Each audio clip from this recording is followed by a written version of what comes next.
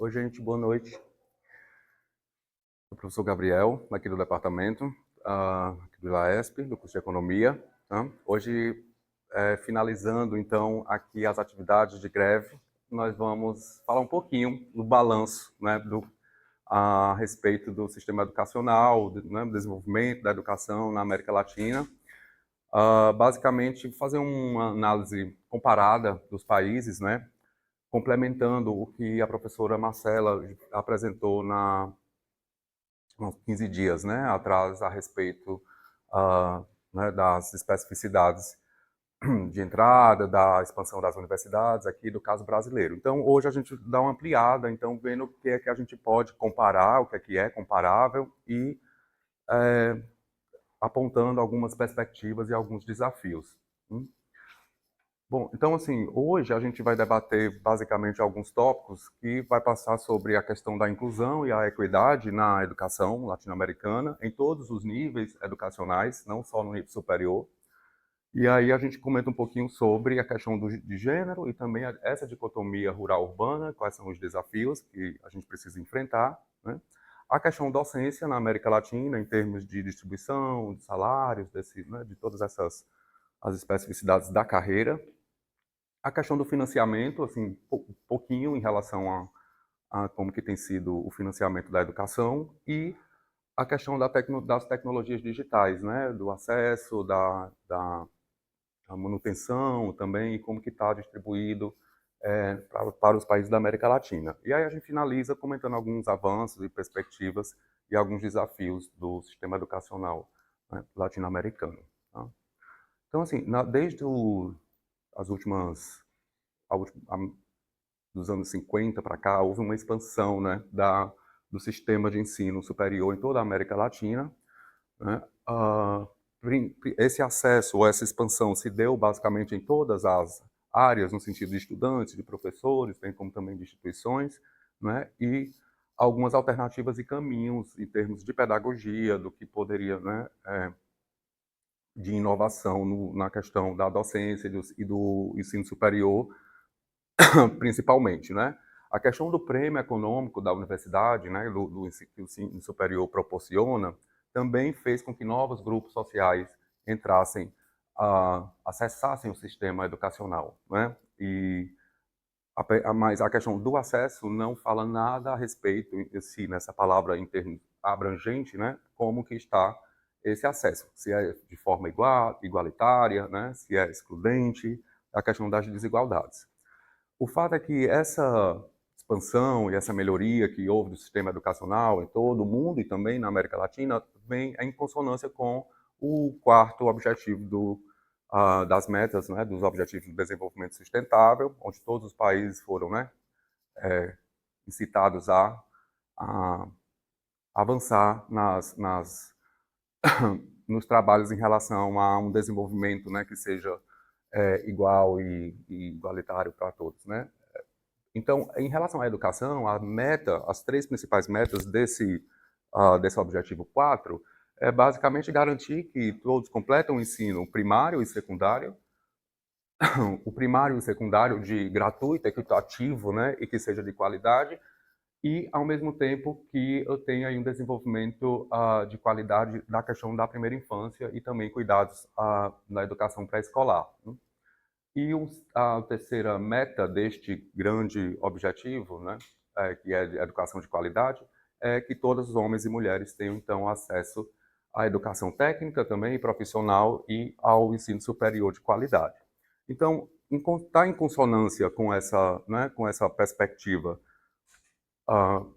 Comentando um pouquinho, então, eh, como que estamos em termos de inclusão e equidade na educação latino-americana, né?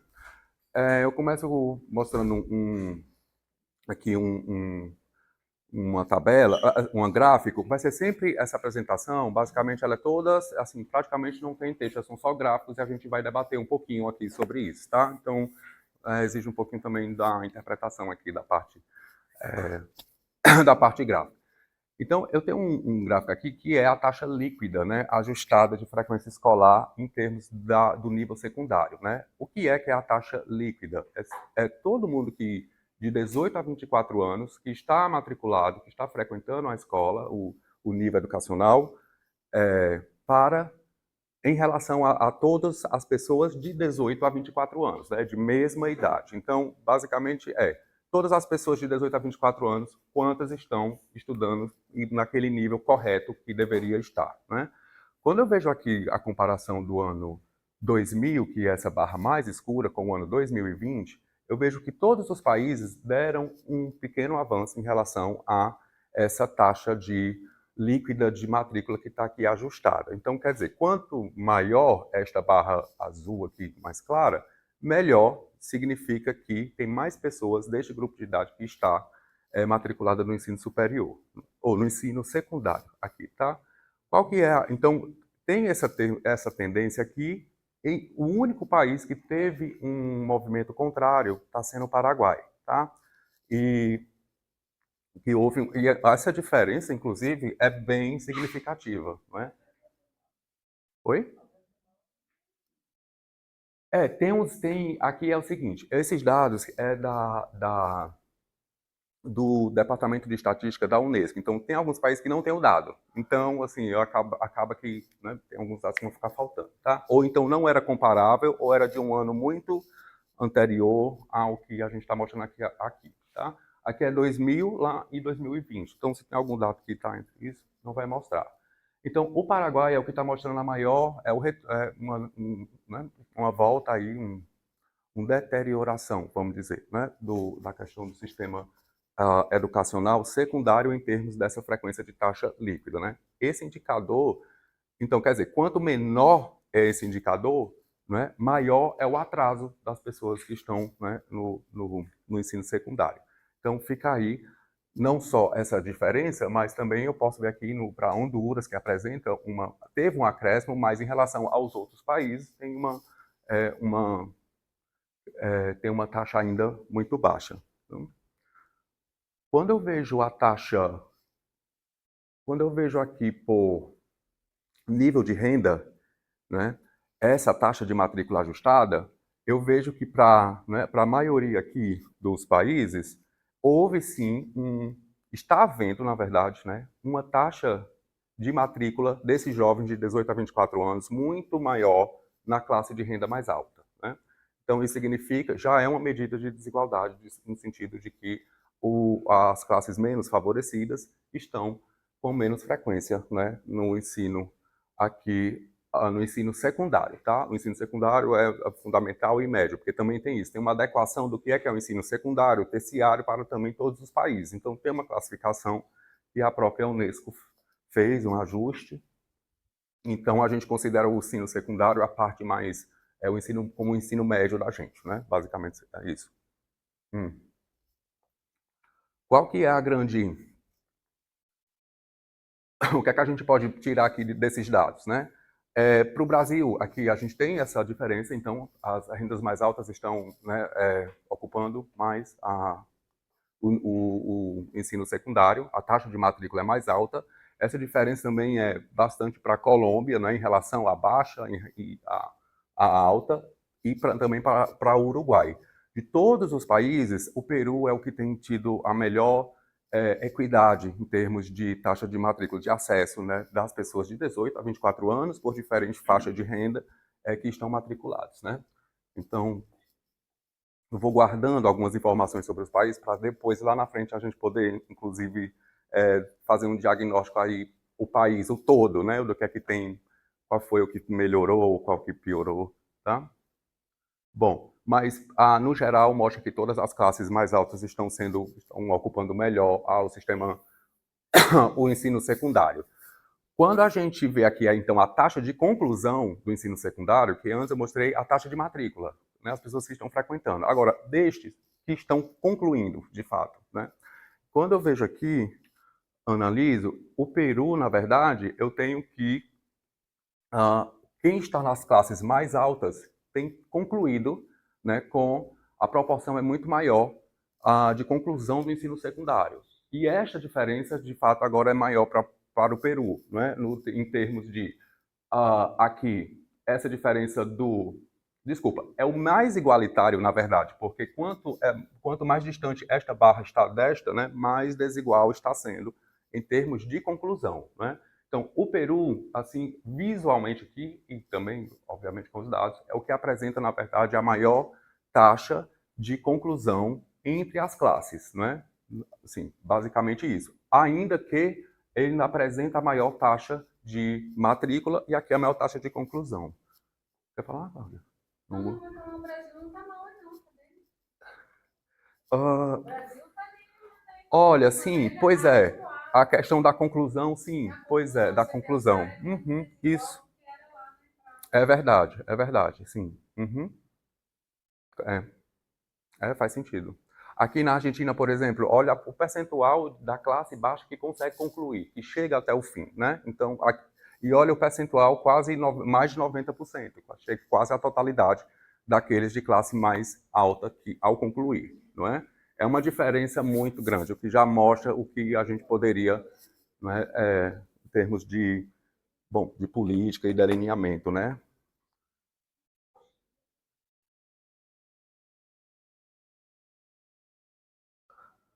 Aqui, novamente, eu vou chamar a atenção do Paraguai, porque assim, muito baixa também aqui, não é?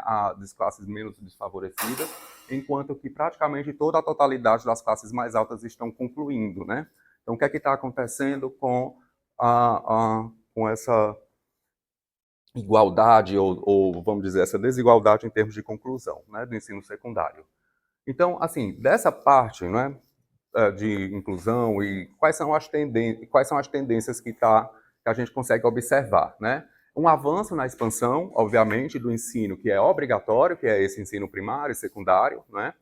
E a questão da universalização do ensino, né? Que são duas, que é basicamente o direito de todos e que a gente consiga chegar em todo mundo, né? E que todo mundo tenha direito aqui ao acesso, né? A questão da universalização que tem um outro termo que é a massificação, né?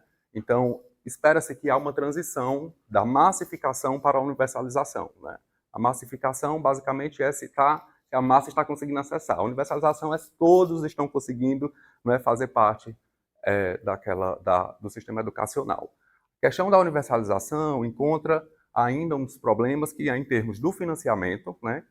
De onde é que vai sair essa questão do financiamento para poder bancar isso, e aspectos sociais em relação a gênero e também questões de comunidade, que não estão conseguindo, por exemplo, comunidades muito afastadas, isoladas, e como que o sistema educacional consegue chegar lá, né? Os desafios, basicamente, é em relação à questão do acesso, né, e do avanço, porque acessar não significa avançar, né? Então, o que é que está barrando depois do acesso, né? O que é que está acontecendo que a gente não consegue avançar e fazer com que as classes menos favorecidas consigam, então, concluir os seus estudos, né? E a conclusão não é bem a conclusão, entre grupos, aqui é exatamente a divergência que está tendo entre grupos, né? Tá errado aqui. Então, os desafios basicamente isso. Por que é que grupos estão sendo mais favorecidos e outros mais favorecidos, o que a gente viu aqui em termos da renda, né? Então, desagregando mais agora um pouquinho, em termos de gênero e essa questão da dicotomia rural-urbana, eu trago também esses mesmos dados, né, para a gente ver o que é que está acontecendo, que aqui foi tudo uma média geral, né, considerando, a gente só desagregou por nível de renda, né.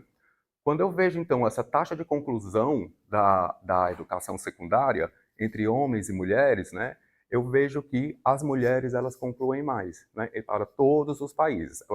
Então, relativamente, né, aos homens. Então, aqui mostra que as meninas, as mulheres, né, a taxa de conclusão de educação para as mulheres ela é mais favorável, né, obviamente, em relação aos homens. Então, tem alguma coisa que está acontecendo que a gente, assim, que só os dados aqui não conseguem mostrar ou dizer, que fazem com que os homens não consigam completar proporcionalmente, relativamente às mulheres, né, em termos proporcionais.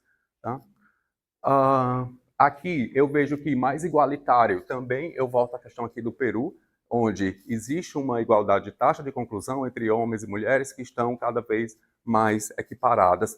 E aí eu chamo novamente aqui os indicadores do Peru. A maior diferença aqui seria, então, para a República Dominicana. Quando eu vejo, então, a taxa de conclusão separado por urbano e rural, na verdade, agora, né, eu vejo que todos da zona rural têm uma taxa de conclusão menor do que a zona urbana, né, os alunos da zona urbana, para todos os países, tá? Para todos os países. Então, quer dizer, a conclusão aqui é que a taxa de educação, na verdade, de conclusão, né, da educação secundária, tem um desempenho menos, então, favorável para quem mora na zona urbana, o que mostra um desafio de como o sistema educacional pode chegar lá, e não é só, novamente, não é a questão do acesso, mas porque é que não estão conseguindo permanecer e avançar para a conclusão, né, indo em direção à conclusão, né, o que mostra desafios já em termos de políticas voltadas para o pessoal, a população rural, né. Quando eu vejo, então, a média de anos de escolaridade, que ali era a taxa de conclusão, né, eu vejo também que para todos os países, a taxa média de escolaridade, obviamente, é só uma confirmação do gráfico anterior, né, que a média de anos de estudo, né, segue o padrão, então, da taxa de conclusão, e é um desempenho menos favorável para o pessoal da zona rural, tá? Aqui no Brasil, 10.000% aqui da zona urbana, contra 6.000% apenas a questão a média de anos de escolarização, né? Então, é uma diferença bem grande, 4 anos de estudo, né? É uma faculdade, né? Basicamente isso. Eu vejo aqui que, até nesse caso, né, que para os dados aqui do Peru, mostra também uma diferença parecida com o do Brasil, uma diferença de 4 pontos, de 4 anos, né, de estudos, assim, em média. Para todos, assim, bom, eu poderia dizer que a maior disparidade aqui está em Honduras, ou aqui na Bolívia, por exemplo, 6 pontos, né? Assim, realmente é muito discrepante os dados. Tá.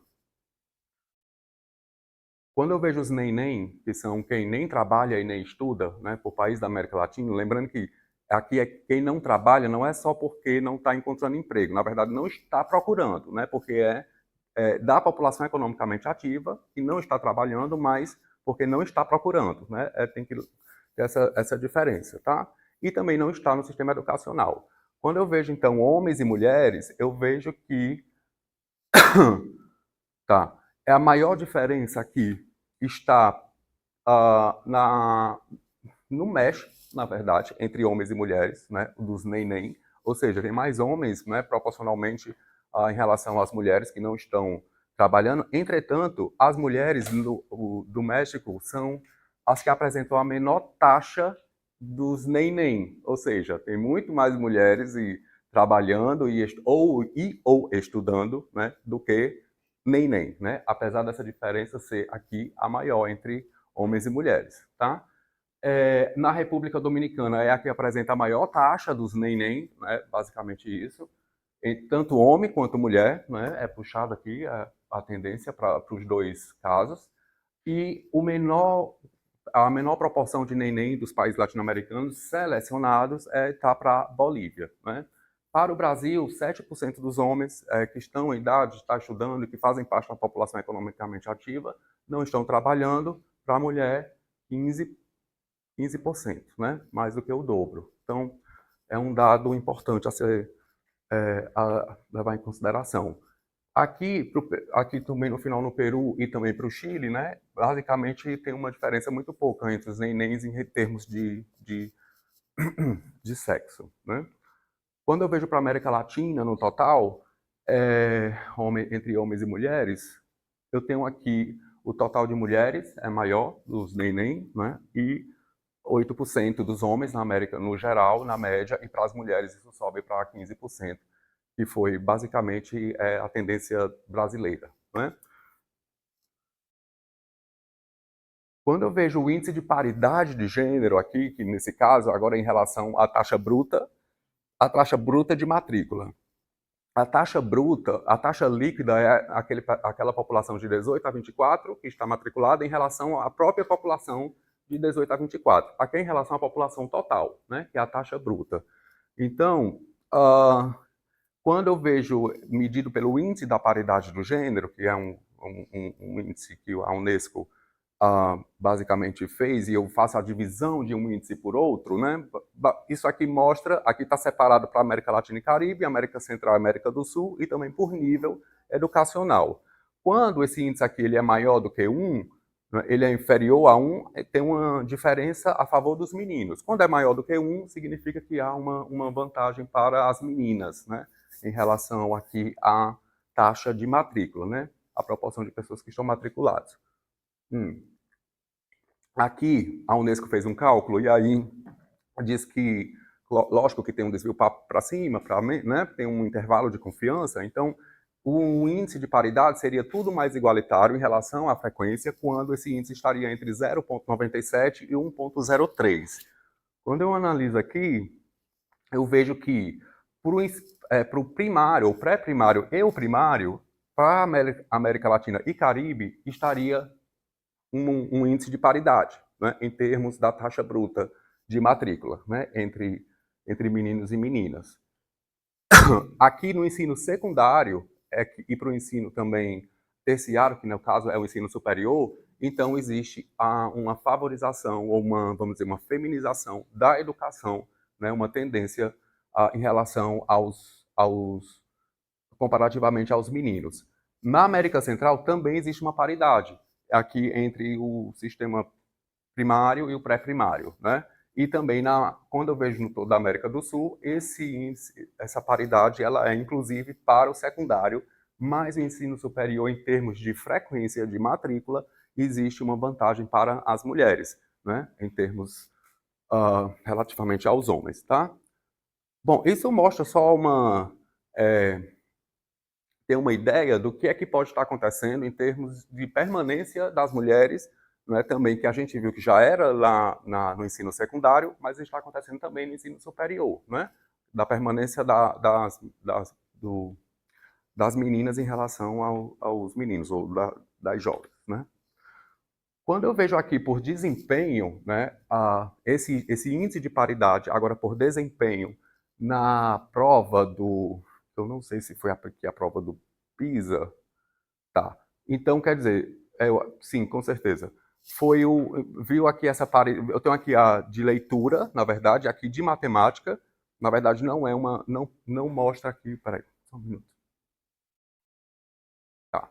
Aqui é só, na verdade, não é o índice de paridade de gênero, é só o desempenho entre leitura e matemática para todos os países, né? Então, quer dizer, quando eu venho aqui, isso para o ano de 2018, quando eu venho a menor índice, né, o indicador, está para a matemática em relação à leitura, e o Paraguai é o que tem o menor de 2018, né? Já saiu agora o de 2022, o novo PISA, mas pouca coisa mudou, teve a pandemia também, né, nesse meio, mas o Paraguai representa o menor indicador em termos de matemática, né?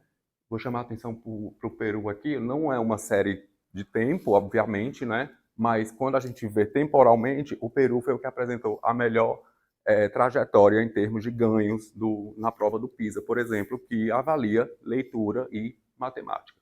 Tá?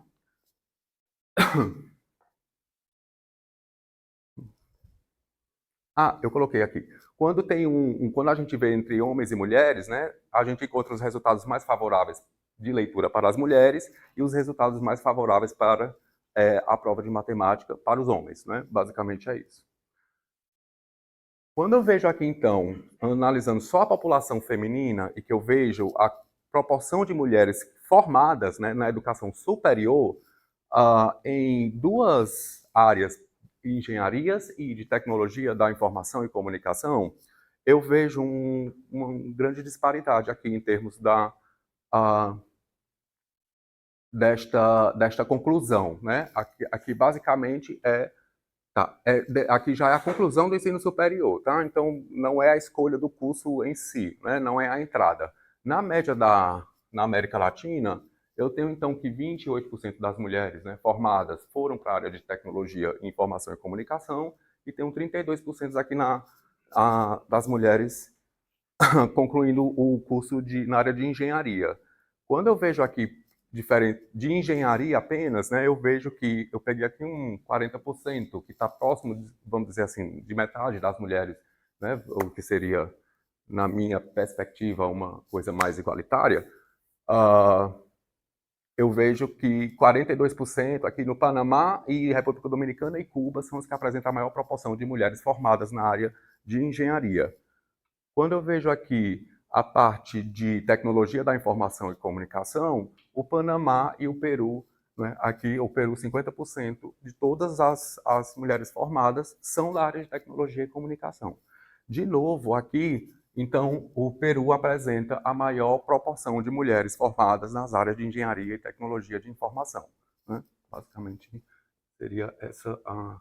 Aqui não tem dados do Brasil. Ah, está aqui, o Brasil. 15% temos aqui na área de tecnologia da informação e 37% das mulheres formadas estão vindo da área de engenharia, né? Por que esse dado, né? E porque tem uma questão da atratividade, né, das mulheres para os cargos, né, ou para os cursos, né, de tecnologia e de engenharias né, e exatas e dentre essas outras coisas. E dado que é um curso que tem bastante evasão, né, de alunos, para as mulheres é maior essa taxa de evasão para esses cursos de tecnologia, basicamente. Então, quer dizer, isso daqui do Peru mostra que elas estão chegando até o fim do curso, né, e estão se formando. Tá, eu vejo aqui a menor proporção está de mulheres que se formam está no Chile e em termos de tecnologia da informação e de engenharia aqui está na Guatemala, tá? Do Brasil que acabei de dar uma analisada. Então, assim, nessa parte, né, quais são os avanços que tiveram, que a gente, né, baseado no que acabei de mostrar, né, é que uma alta participação, de fato, das mulheres, né, nos diferentes níveis educacionais, para todos os níveis, incluindo aqui o nível superior, tanto taxa de matrícula, a conclusão da educação primária, também secundária, né, e até mesmo a predominância na educação terciária. O nível superior está sendo dominado, né, pelas mulheres, né, o futuro é fêmea, como diz um.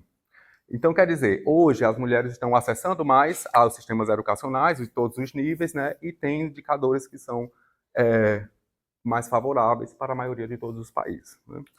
Em termos de tendência, em termos do que a gente viu, dessa questão de gênero no sistema educacional, tem uma tendência de que a questão das estruturas normativas, que é em termos de quais são as novas políticas que estão sendo implantadas, estão sendo mais voltadas agora para essa questão da violência de gênero, né, as consequências negativas que isso pode gerar, e também das relações e de hierarquias de sexo, né, as coisas patriarcal, a questão da gravidez, da maternidade também, ou da paternidade na adolescência, que também impacta, né, em toda a vida, né, principalmente da mãe, e pode atrasar os seus estudos, pode mudar o seu percurso, né. A questão também da educação sexual e as abordagens de gênero em si, de direitos humanos, a afetividade, né, e a diversidade. Para aquelas que já se encontram, já tiveram filhos ou estão grávidas, né, a ciência tem dado muita atenção agora para a questão da parentalidade positiva, né, para que seus filhos possam também seguir caminhos, mesmo que estejam desfavorecidos em termos de renda, que possam seguir, lograr êxito em todo o sistema educacional. Em termos de políticas e programas, né, basicamente se dá pela formação dos professores, em termos, né, de como tratar essa questão da violência de gênero e todos esses problemas que acabei de comentar aqui, né, para que possa promover, então, aí a igualdade, né, e que a gente tenha protocolos de ação, como que a gente pode, né, dentro do sistema educacional, como que a gente pode tratar uma violência de gênero ou um abuso, alguma coisa, como que se reporta, como que se... Né? Então, assim, quando vai tendo alguns protocolos de ação, fica mais fácil de tomar, né, uma decisão e agir. Tá? Em relação aos desafios, é a questão de enfatizando, de fato, a igualdade de gênero nas trajetórias educacionais, né? Apesar de uma alta participação nas mulheres, é preciso reconhecer a questão da diversidade na perspectiva interseccional, que é basicamente sobreposições de vulnerabilidades, né? Então, a questão das mulheres indígenas, né, diversidade de sexo genéricas, pessoas PCD, né, pessoas com deficiência, em situação de migração, os refugiados climáticos agora no Rio Grande do Sul, por exemplo, né, também junção de pobreza com cor da pele, da comunidade LGBTQIAP+, e também outros grupos menos favorecidos, né?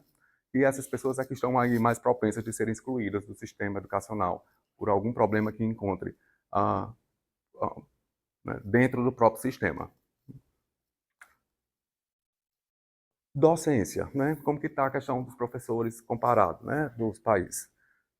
Bom, quando eu vejo aqui a proporção de docentes que tem qualificação mínima, né, exigida, obviamente, para o nível que ele ensina. Aqui eu eu selecionei primeiro a primário e o pré-primário, né? O pré-primário é ali, tanto do maternal, primeira, segunda, terceira, quarta, e aí o primário em si é o fundamental, né? Basicamente isso. O que é que eu posso tirar daqui desse gráfico? Eu vejo que Cuba, República Dominicana, o Panamá e o Uruguai praticamente tem 100% dos professores qualificados para o nível que ensina. E este nível é o pré-escola, pré-primário e o primário, né? Aqui, o Brasil, a gente está aqui 82% do pré-primário, melhora um pouco quando chega no primário para 92% aqui. Então, assim, tem bons indicadores aqui. Eu chamo a atenção um pouquinho aqui da Bolívia. Bom, e Cuba, com 100% de todos os professores formados, né, para o nível que ensina. Quando eu vejo aqui o ensino secundário, e aqui divide um pouco o que é secundário, porque tem alguns países que separa, né, e o ensino médio, porque o secundário é como seria o fundamental 2, né? Para o nosso Brasil, o secundário é todo o ensino médio, né? Basicamente isso. Então eu vejo aqui novamente que Cuba, né, República Dominicana, tem 100% dos professores formados para este nível que ensinam, né? E aqui o Brasil, aqui 76% do secundário, o ensino médio, né, seria aqui 84%. Então, quer dizer, existe ainda 15% dos professores que não estão formados adequadamente para este nível que ensina, né?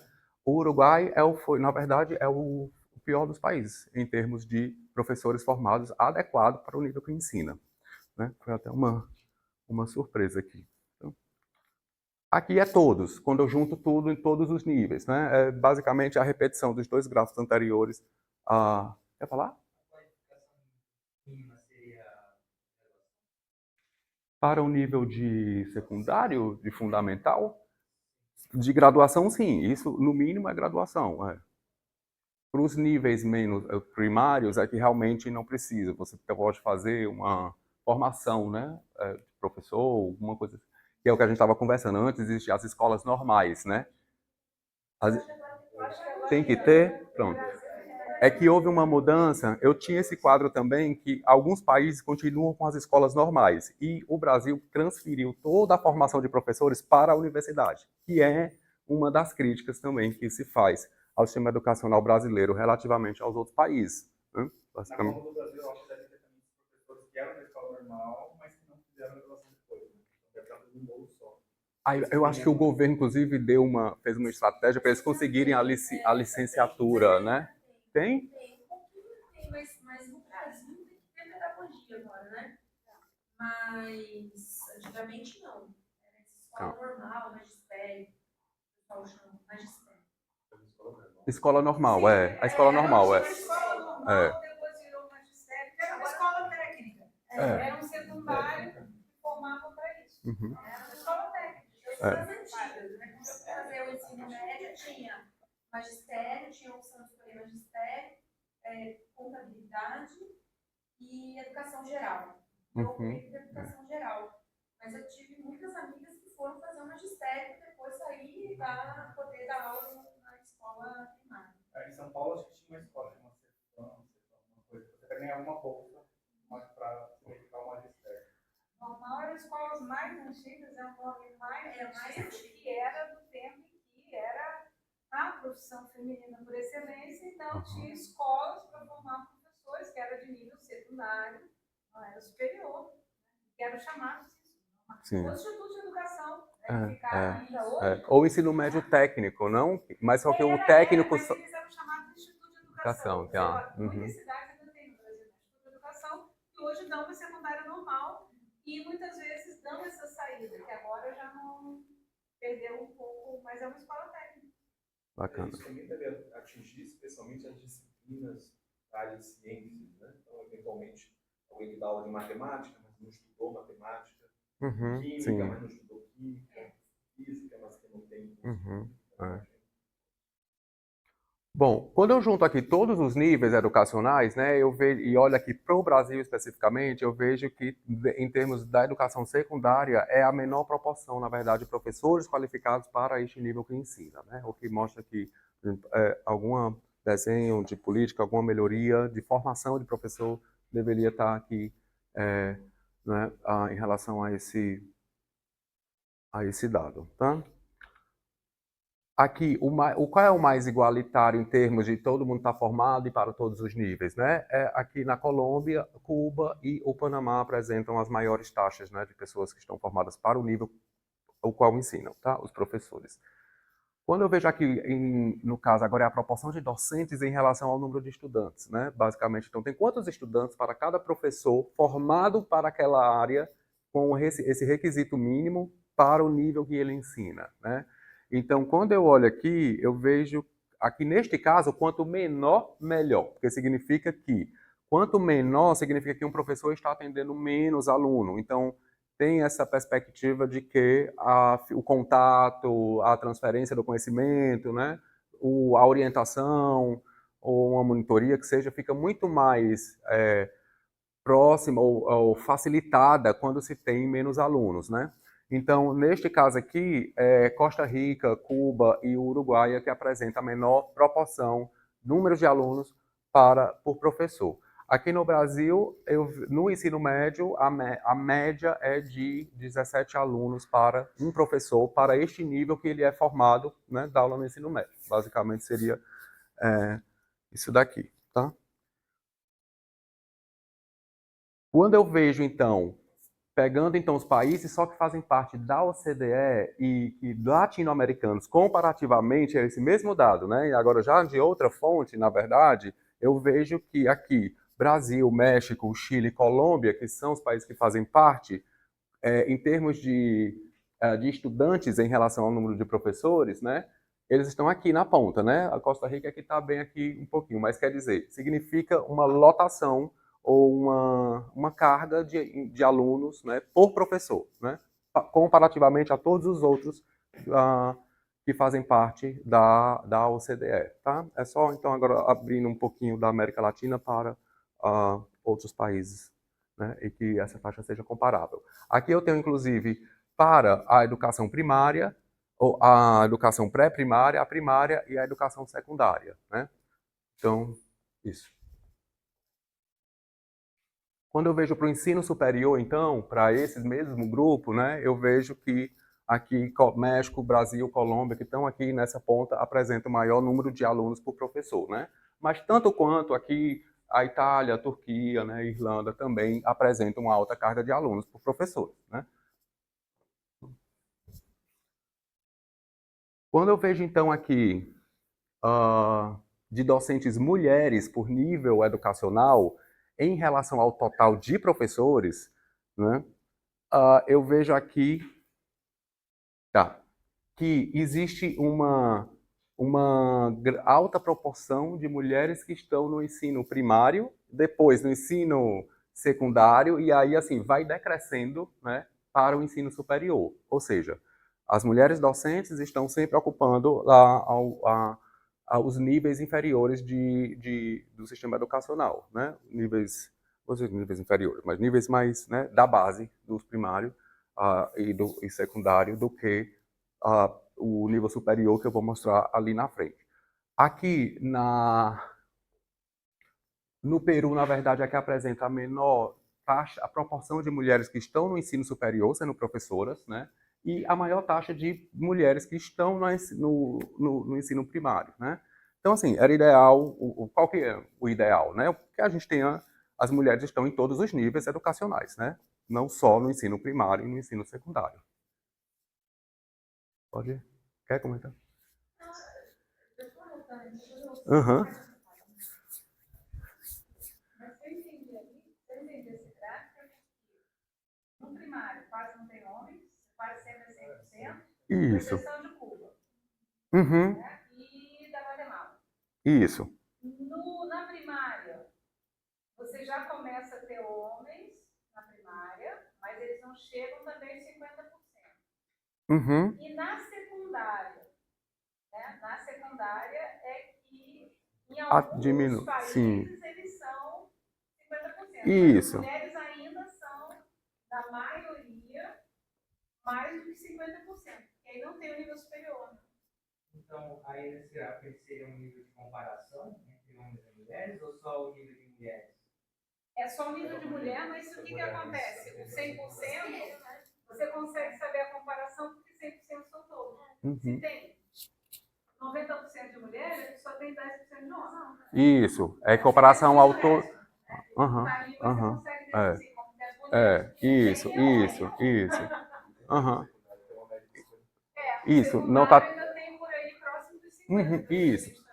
Quando tá passando toda essa terceira linha mais clara, tá passando desta linha aqui, significa que tem mais mulheres do que homens no sistema educacional, né? Para este nível educacional. É, basicamente isso.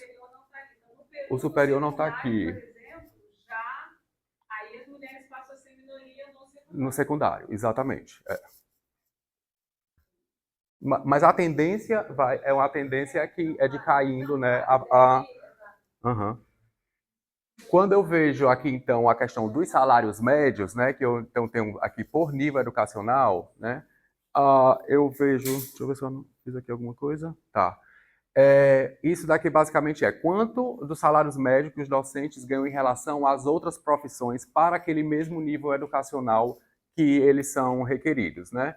Aqui, então, na situação mais ideal estaria aqui Argentina, Chile, Cuba, ou seja, os professores, né, os salários médios não variam tanto acima do que os outros salários das outras profissões. Não tem dados para o Brasil aqui. Então, quer dizer, a maior discrepância em termos de a favor, vamos dizer, da classe docente é na República Dominicana, né? Onde os professores ganham praticamente 2,5 vezes mais do que os outros profissionais de outras profissões para aquele mesmo nível de escolaridade do qual eles são contratados, né? Basicamente seria aqui El Salvador também e Honduras é que apresenta os maiores salários médios de professores em relação às outras profissões, né? Tá? Para aquele mesmo nível. Bom, aí é importante comentar algumas coisas em relação a esse salário médio dos professores, porque houve algumas políticas educacionais né, na última década, ou nas 2 décadas, que favoreceu e houve bastante ajudou para que os professores ganhassem mais nesses 3 países, né, basicamente. Que no Equador, a questão da lei de educação intercultural bilíngue, que também aconteceu no Peru, não é? Onde agora existe essa obrigatoriedade das escolas fornecerem os profissionais adequados para receber as pessoas de comunidades que não falam o espanhol, o castelhano, mas falam as suas, né, línguas próprias, né, as línguas originárias, né, vamos por assim dizer, né. Aqui em Honduras, né, teve essa questão do programa hondurenho de educação comunitária, então quer dizer, houve uma descentralização em relação, um movimento indo assim, os professores das comunidades, longe de tudo, têm um maior respaldo de poder executar ali a política e chegar mais próximo do que uma coisa muito de política nacional, né? Entenderam que realmente faz sentido. Então, isso ajudou também a elevar o salário desses professores que estão lá e estão executando esse trabalho e ganham a mais por isso. Na República Dominicana, uma outra política agora, recente, que teve em 2020, já durante a pandemia, foi a implementação de padrões de desempenho para os professores, né, e como também avaliar, que é importante, né, a avaliação da docência e também a questão da formação de competências, né, a questão encontrar competências e habilidades e, né, investir nesse quesito do que é que a pessoa é boa em fazer, né? Isso fez com que o salário médio dos professores aumentasse para esses 3 países. Quando eu vejo, então, os salários médios dos docentes em relação às outras profissões, mas comparativamente os 5 que fazem parte da América Latina, que são da América Latina, mas que são da OCDE, o Brasil é o que ganha menos em relação a todos os outros, né? Então, no México, está muito mais próximo de países aí de primeiro mundo, Suíça, Alemanha e Luxemburgo, né? Os 3, África do Sul, aqui. Tá? Estou brincando, por exemplo, vou me candidatar ao concurso do México. Pois é. Bom, quando eu vejo, então, a remuneração total da equipe, né, como de todos os professores, como uma proporção do gasto total, então, né, para os países selecionados, eu vejo aqui que o Peru, na verdade, bom, tem uma questão igualitária. Aí eu não vou dizer igualitária, mas basicamente 53% do gasto vai para o pagamento de professores e os outros 47% vai para o restante do sistema educacional, né? Aqui no Brasil chega a 74%, isso para dados, né, de 2015 para o Brasil, tá? México e Uruguai, de 2010 é para o Paraguai, e aqui 2017 para os demais países. Então, quer dizer, aqui o problema estaria aqui em El Salvador e no México, onde praticamente todo o dinheiro do total gasto em instituições públicas está indo para o pagamento de pessoal. Então, não está sobrando quase nada para investir em outras áreas do sistema educacional, tá? Aqui no Brasil chega a 74%, 75%. São instituições públicas de ensino, sim, pública, de todos os níveis educacionais, não só do ensino superior, tá? Acho que esse dado fica meio difícil, você não sabe a proporção, então assim... Por nível educacional, né? Não é só isso, é porque, assim, você pode ter um problema, o orçamento é muito ruim, você não consegue investir, você tem? Sim. Posso tirar daí. Ou o orçamento é muito bom, então o custo variável, né, porque no fundo é isso, né, o pessoal é custo variável. Então, não sei se aí está incluída, sei lá, merenda, não sei o que está incluído, é difícil saber o que é. O que é a composição do gasto total, né? Realmente, Cláudia, faz sentido. Não, aqui é a Costa Rica também, que gasta um pouco mais de 50%, e aí El Salvador Bom, então assim, em suma, até aqui, o que é que a gente pode concluir, né? Que em relação também à questão dos professores, né? Existe uma variabilidade grande, significativa, né, de professores com qualificações mínimas exigidas por nível educacional, né? Existe essa diferença. E também entre os níveis educacionais para cada um dos países, né? Tanto entre países como dentro dos países, diferenciando por nível educacional. Em relação também ao número de estudantes por nível educacional, Phoenix também tem uma variabilidade grande, né? A feminização da docência é mais forte na questão do ensino primário e vem decrescendo, né, para os outros níveis de ensino.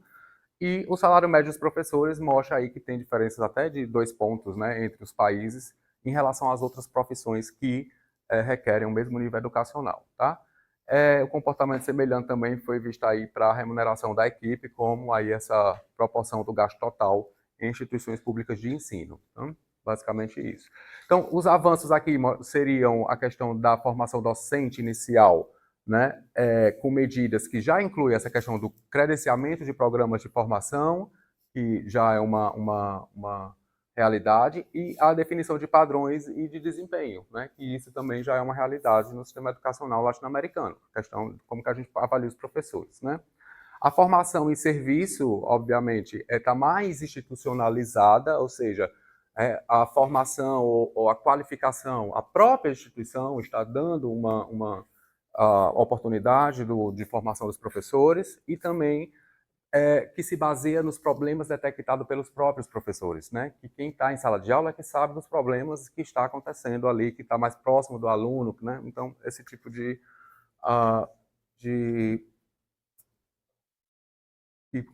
podemos considerar como sendo aí um avanço. A questão da carreira docente também, que está mais orientada à questão da meritocracia e aí sustentada por avaliações de desempenho, né? Esses avanços e também essas perspectivas foi aí oriundas do relatório da Unesco e do seu do seu departamento de estatística. Em relação aos desafios, que são velhos nesse caso, né, basicamente a formação inicial docente, né, que talvez esteja um pouco dificultada, a questão do alinhamento também da formação inicial, né, aos padrões de desempenho, o desenvolvimento profissional docente como uma política mesmo, né, que deve ser expandido, a questão de programas que envolvam algum tipo de inovação na formação inicial desses professores, a formação inicial dos estudantes, e o aprimoramento também da gestão pedagógica, né? Lógico que os pedagogos têm mais, né, lugar de fala aqui nesse momento, obviamente. Mas, assim, algumas questões do desenvolvimento da pedagogia inclusiva, realmente, e isso já é uma máxima, não tem como fugir, né, em todas as suas dimensões. A formação de pós-graduação, né, de professor, obviamente, que deve ser fomentada, e a questão de recuperar também um pouco aí do reconhecimento pedagógico que os professores fizeram durante aí a pandemia, que tiveram que se desdobrar, né, em relação a ser criativos, né, para poder, assim, da noite para o dia, né, se adequar ao novo mundo, né. Só alguns dados agora sobre o ensino superior, né, basicamente, na América Latina. Aqui é a porcentagem, então, de estudantes do nível superior que estão frequentando as instituições, né? Aqui tem as instituições que não são universitárias e as universitárias. Eu falei algumas formações, professores e também, né, de outras, seria aqui os cursos, não é bem, os cursos técnicos, né? Mas que não são considerados, não tem acreditação, como chama, né, de ensino superior. Basicamente seria isso, né? Então, eu tenho aqui para o Peru, Argentina, Chile, Uruguai, Bolívia também, existe ainda uma proporção maior dessas universidades que não, ou dessas instituições de ensino superior que não é exatamente universidade, não é, na formação dos professores, se bem que aqui é a proporção de estudantes que estão matriculados, né? Então, e aqui das universidades, né, dos estudantes que estão matriculados no ensino superior, que é considerado como universidade, né? Bom, isso aqui só mostra uma questão da diversificação também do que é o ensino superior, né? Basicamente seria isso daqui. Não tem dados para o Brasil. Aqui é só a distribuição percentual de matrículas por tipo da gestão, se é pública e privada. Então, aqui eu vejo, Cuba tem 100%, obviamente, é pública, e o Brasil está aqui 26% na pública e 74% na privada, esses são dados de 2019, e aqui o da América Latina, 45% na pública e 55% na privada, né? Só um dado.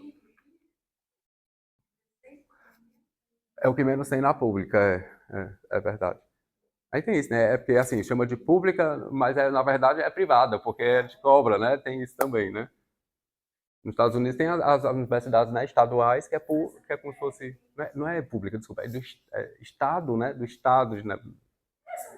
Públicas vai ser pago. Sempre paga a taxa, né? É basicamente isso, O fato de ser pública não quer dizer que é gratuito. Que é gratuito, exatamente, Aham.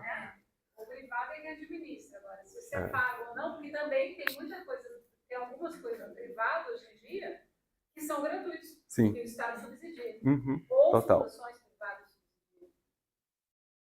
Aqui são os números de bolsistas do ensino, tá? Basicamente, o Chile, 45%, então são alunos bolsistas, né? E aqui, em segundo, aqui, para esses países que têm dados, né? O Brasil chega aqui a praticamente 28% dos alunos matriculados no ensino superior recebem alguma bolsa ou subsídio, né? Seja aí na forma não reembolsável, isenção de taxa ou de gastos diretamente relacionados aos estudos, né? E a gente vê aqui no Uruguai, por exemplo, nem chega nem a 3,5%, né? Seria isso, né? O México também tem uma proporção mediana. Quando eu vejo o crescimento das matrículas de 2000 até 2019, eu vejo aqui que para a América Latina o crescimento foi de 152%, né? Então, mais do que dobrou. As taxas de matrícula do ensino superior, na verdade, passaram os 200% aqui para o Brasil e para a Guatemala, né? Aqui, o global aumentou 131%. Então, assim, está de acordo a questão da expansão e se alinha com o início daqui da apresentação em relação às últimas 5 décadas, né? Em termos de expansão, né? Número de matrículas, basicamente. Então, isso daqui é a taxa, falando um pouco da cobertura, né, que é a relação entre a matrícula bruta e líquida, né? Lembrando que a matrícula bruta é aquela em relação de 18 a 24 anos de toda a população. A líquida é de 18 a 24 anos que estão matriculados só para aquele grupo, aquele nível de idade, né? De 18 a 24. Quando eu vejo aqui, significa o quê? O interessante é que possa estar havendo essa questão, essa transição da massificação para a universalização. A universalização é basicamente, pode ser medida pela bruta, né? Enquanto que a massificação seria aqui pela líquida. O que é que eu posso ver aqui? Não é? Como eu não tenho também a questão temporal, e os dados aqui, né, são para 2018, eu vejo que a taxa líquida, né, é que ela está menor do que a taxa bruta, né? Ou seja, mais de 50% da maioria dos países, né, da região apresentam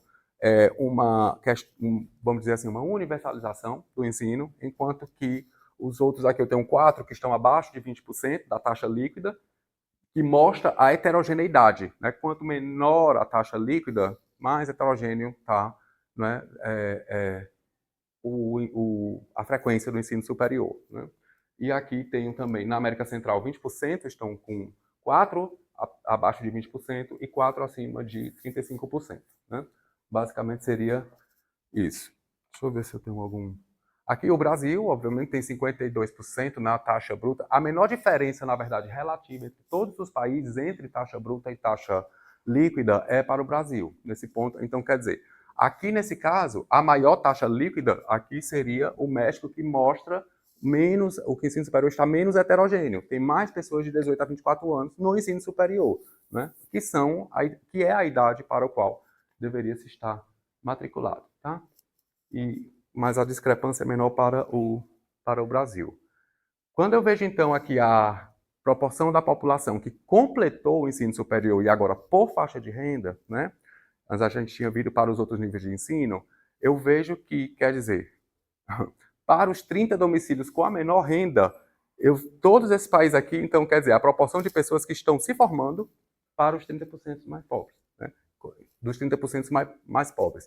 Eu vejo aqui, então, o Peru, na verdade, quase 10% de toda de toda a população de 30% dos domicílios com a menor renda, pelo menos estão conseguindo se formar aqui, seguido da Bolívia, né? Isso são os 30 mais pobres. Quando eu vejo a renda média, né, eu vejo também que aqui o Peru e a Bolívia são também os que apresentam a maior taxa de conclusão, né, que conseguiram se formar. E aqui os mesmos países que estavam continuam na renda média, né. Quando eu venho então para a renda mais alta, aí o negócio muda, porque a Argentina e o Chile é que apresentam, então, a maior taxa de conclusão quando eu vejo os 40% mais ricos, né? Basicamente seria isso. O Peru apresenta uma boa taxa também, na Bolívia, comparativamente a esses dois países, não. Mas, mesmo assim, ainda é realmente muito boa. Os outros mesmos países que estavam aqui, que não conseguiam sequer a 2% de conclusão do ensino superior, passam agora para 7, 8, 11%, né? Dos mais ricos. Ou seja, os mais ricos estão se formando mais do que as classes mais pobres, isso para todos os países, né? Aqui é quando eu vejo junto, eu coloquei, né, eu vejo aqui tudo junto, aqui lá mostra o número, e aqui mostra só as barras. Quando eu coloco todos os níveis de renda juntos, né, então eu vejo aqui que no Peru, para todos os níveis de renda, aliás, para os níveis de renda mais baixo e os médio, o Peru é o que mais forma, né? A população que mais consegue concluir. E para o nível de classe mais alta também tem uma boa proporção, mas é muito maior aqui para o Chile. Tá? Bom, quando eu vejo essa taxa líquida de frequência na educação superior por gênero, né? Ali mostra os dados da Venezuela, que era de 2018, mas assim, eu não tenho certeza exatamente qual foi o dado da Venezuela que ele tirou, então eu não posso garantir muita, assim, acurácia dos dados, tá? Mas aqui no México é o que mostra a maior equidade em termos, né, de gênero da taxa líquida, ou seja, existe, apesar de assim, o que a gente observa, na verdade, é qual que apresenta a maior taxa líquida significa uma maior homogeneidade, né? Aqui, pelo menos, existe uma homogeneidade média de pessoas de 18 a 24 anos, mas pelo menos é igualitário entre homens e mulheres. Tá? Basicamente isso. Então, aqui a participação feminina, na verdade, supera em 10 pontos percentuais, né, a participação dos homens para a Argentina, o Panamá, a Venezuela, a República Dominicana e o Uruguai. Então, basicamente seria essa a interpretação. Comentando só um pouquinho então sobre a última parte aqui, que é o financiamento da educação e as tecnologias digitais, né? Aqui é só um dado que mostra comparativamente a 2013 é a mais clara e 2018 é a mais escura, né? E aqui eu só tenho os gastos públicos com a educação, né, em proporção do PIB, né? Basicamente, então, quando eu vejo houve uma expansão do gasto, né, para a Bolívia, para Costa Rica, para o Chile, para a Nicarágua, a República Dominicana, o Paraguai houve uma expansão e também o Panamá, né?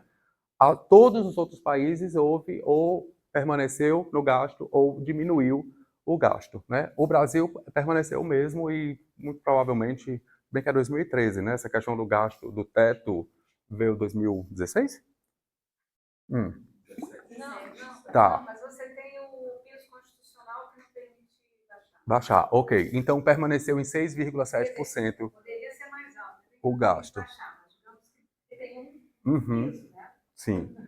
Para a América Latina também permaneceu, assim, houve uma leve expansão puxada por aqueles países. O país que mais, na verdade, retraiu o gasto foi Cuba, e o que mais expandiu, eu posso ver aqui, expandiram muito pouco, na verdade, né? É coisa de centésimos na expansão do gasto, né? Praticamente. Primeiro ali a Bolívia. Ah, perdão, a Bolívia, tá, correto. Foi a que mais expandiu, saindo de 4 para... Eu tenho que dar uma olhada aqui no número. Saiu de 4 para 9, é isso que eu estou vendo. Basicamente isso. Tá? E daí, quando eu vejo, então, os gastos com educação por nível de educação, como proporção do gasto total, tá?